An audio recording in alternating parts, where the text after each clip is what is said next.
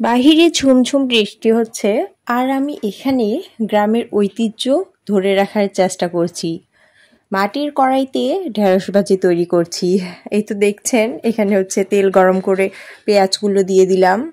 যাই হোক, মাটির কড়াই যা নিজেই একটি গল্প বলে।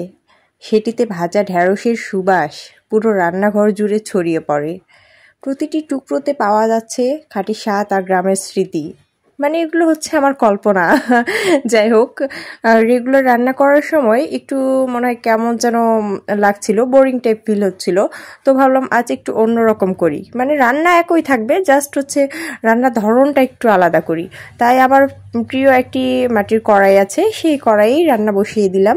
আর কি করব ভাবা যায়, মানে ভাবতে ভাবতেই দেখলাম হচ্ছে ঢেঁড়স আছে, তো ঢেঁড়স ভাজি করব।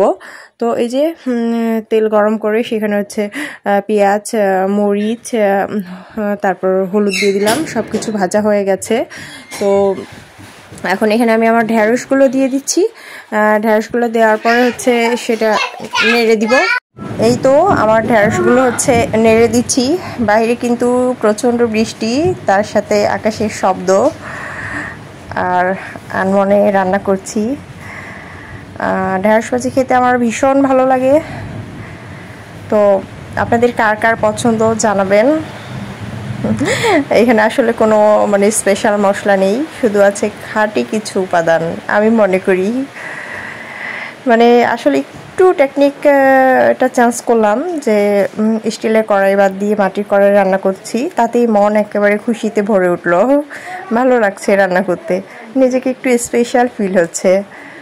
এই যে এখন রান্না চলছে, তো কয়েকবার নেড়ে দিলাম।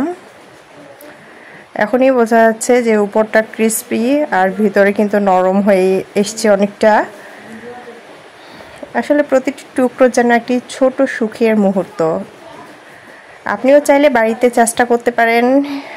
মাঝে মাঝে আপনারা যারা আপুরা আছেন, রান্নায় একঘেয়েমি দূর করার জন্য একটু স্পেশালভাবে মাটির কড়াইয়ে রান্না করতে পারেন। এই তো আমার রান্না প্রায় শেষ হয়ে যাবে, এখনই কিছুক্ষণ বাকি আছে। আমার কাছে মনে হয় মাটির কড়াই ব্যবহার করলে স্বাদ আরও প্রাণবন্ত হয় এবং রান্নার প্রতিটি মুহূর্ত হয়ে ওঠে এক অনন্য অনুভূতি। এই তো দেখতে পাচ্ছেন আমার ভাজা প্রায় শেষ। ঢেঁড়স ভাজিটা অনেকটা সুন্দর দেখতে লাগছে, যেমন খেতেও কিন্তু অসাধারণ।